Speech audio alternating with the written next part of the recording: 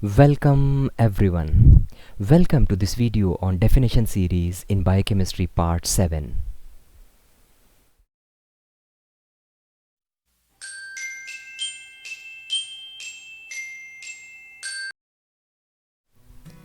In this video, I'll be informing some very simple definitions related to digestion and absorption. So let's begin. Digestion. Digestion is a process involving the hydrolysis of large and complex organic molecules of foodstuffs into smaller and preferably water-soluble molecules, which can be easily absorbed by the gastrointestinal tract for utilization by the organisms. Fibers. The fibers are chemically complex carbohydrates which include cellulose, hemicellulose, pectins, lignin, gums, etc., which cannot be digested by the human enzymes. Resistant starch. Resistant starch is a type of starch that is not fully broken down and absorbed, but is converted to short-chain fatty acids by intestinal bacteria. The clinical significance of resistant starch include it gives better satiety and better insulin sensitivity. Glycemic index. Glycemic index is the ratio of glucose response to test food divided by glucose response to the standard food multiplied by 100. Foods with high glycemic index are rapidly digested, absorbed and metabolized and result in marked fluctuations in blood glucose and insulin levels. Low GI foods produce smaller fluctuations in blood glucose and insulin levels. Disaccharidases deficiency. Any defect in the activities of disaccharidases results in the passage of undigested disaccharides into the large intestine. The disaccharides draw water from the intestine and intestinal mucosa by osmosis and cause osmotic diarrhea. Further, bacterial action of these undigested carbohydrates leads to flatulence. Lactose intolerance. Lactose intolerance or hypolactasia is the intolerance to lactose due to deficiency of enzyme lactase or beta-galactosidase. Typical symptoms of lactose intolerance are flatulence, pain or cramp in lower belly, bloating, diarrhea, etc. The treatment is to avoid the consumption of products containing lactose. Flatulence. Flatulence is characterized by increased intestinal motility, cramps, and irritation. The disaccharides and oligosaccharides can be degraded by the bacteria present in ileum to liberate monosaccharides. These monosaccharides can be metabolized by the bacteria. During their metabolism, various gases are produced such as hydrogen, methane, and carbon dioxide, besides lactate and short-chain fatty acids.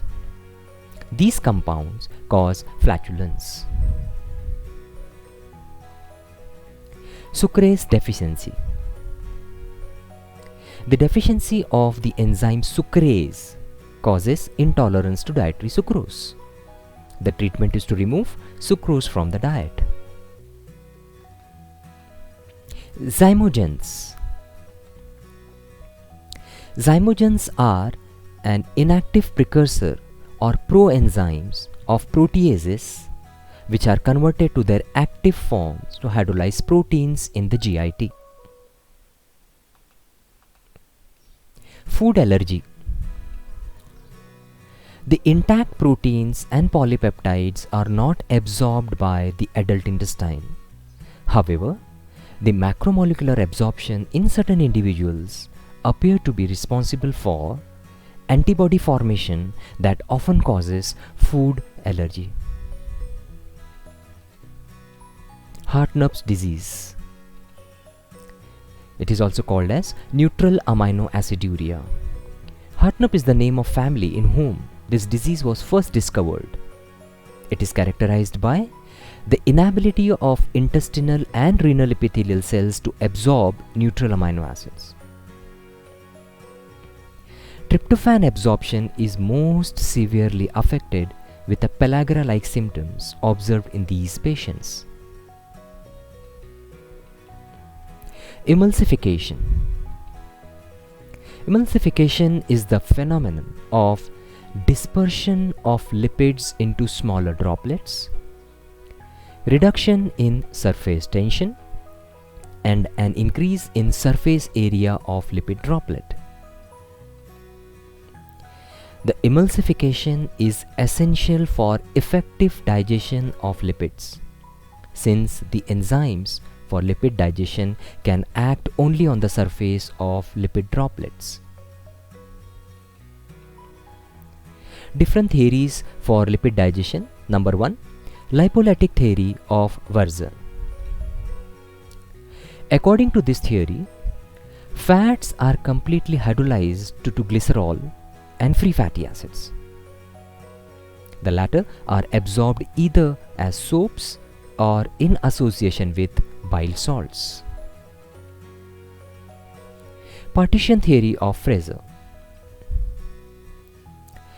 This theory states that the digestion of triacylglycerols is partial and not complete. The partially digested triacylglycerols in association with bile salts form emulsions. The lipids are taken up by the intestinal mucosal cells, and according to this theory, resynthesis of lipids is not necessary for their entry into the circulation. Bergstrom theory. According to this more recent and comprehensive theory, the primary products obtained from the lipid digestion include 2-monoacylglycerol or 2-MAG, free fatty acids or FA, free cholesterols along with bile salts.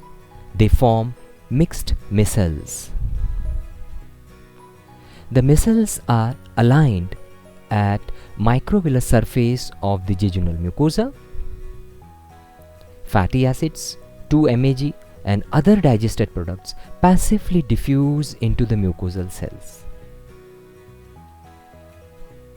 Micelles. Micelles are colloidal suspensions formed in aqueous solution from amphipathic lipids or other amphipathic molecules at their critical micelle concentration or CMC. The mixed micelles serve as the major vehicle for the transport of lipids from the intestinal lumen to the membrane of the intestinal mucosal cells, which is the site of lipid absorption. The micelle formation is also essential for the absorption of fat-soluble vitamins. Steatorrhea. It is a condition characterized by the loss of lipids in the feces. Steatorrhea may be due to number 1, a defect in the secretion of bile or pancreatic juice into the intestine. In such cases, unsplit fat is seen in the stool. Second, impairment in the lipid absorption by the intestinal cells. Example in celiac disease, obstruction of bile duct, or surgical removal of the intestine. In such cases, split fat is seen, that is, fatty acids and monoglycerides. Chyluria. A a condition characterized by milky urine due to lipid droplets, the presence of lipid droplets in the urine. It is due to an abnormal connection of urinary tract and the lymphatic drainage system of the intestine. It can occur due to filariasis. Hemolytic chyluria or hematochyluria results when blood mixes with urine. Cholelitiasis. Bile salts and phospholipids are responsible for keeping the cholesterol in a soluble state in bile. Due to their deficiency, particularly bile salts, cholesterol crystals precipitate in the gallbladder, often resulting in cholelithiasis or cholesterol gallstone disease. Cholelithiasis may be due to defective absorption of bile salts from the intestine, or impairment in liver functions, obstruction of biliary tract, etc. Obesity. Obesity is an abnormal increase in the body weight due to excessive fat deposition. Men and women are considered as obese if their weight due to fat in adipose tissue exceeds more than 20% and 25% of body weight respectively. Overeating coupled with lack of physical exercise contribute to obesity. Peptic ulcers. Gastric and duodenal ulcers are collectively known as peptic ulcers. Ulceration occurs due to the autodigestion of mucosa by the gastric secretions, which is pepsin and hydrochloric acid. In the patients of peptic ulcer, gastric HCl is always present in the pyloric region of stomach and the duodenum. Gastric ulcers are mainly caused by the bacterium Helicobacter pylori, which lives in the nutrient-rich gastric mucosa. H. pylori induces chronic inflammation in the stomach tissue, which gets exposed to acid damage. Achlorhydria. Achlorhydria is a less serious disorder involving the failure to secrete gastric hydrochloric acid.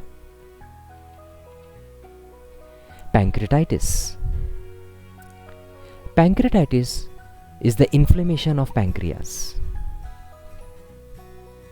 Acute pancreatitis, a life-threatening disorder, is caused by the autodigestion of pancreas due to the unusual conversion of zymogens into the active enzymes by trypsin.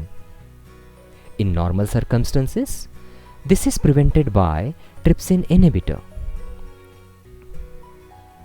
Measurement of serum amylase, that is highly elevated serum amylase, is used in the diagnosis of pancreatitis. Protein losing enteropathy.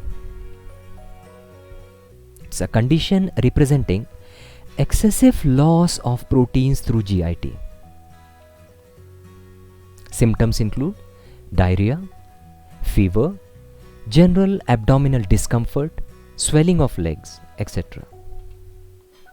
Causes of protein losing enteropathy could be inflammatory bowel disease, congenital heart defect, idiopathic ulcerative jejunulitis, etc. Once again friends, I am thankful to all these resources for making this video possible. Thank you friends, thank you for watching this video. Be happy, healthy, and most importantly, stay safe, and remember, biochemistry is easy. Thank you so much.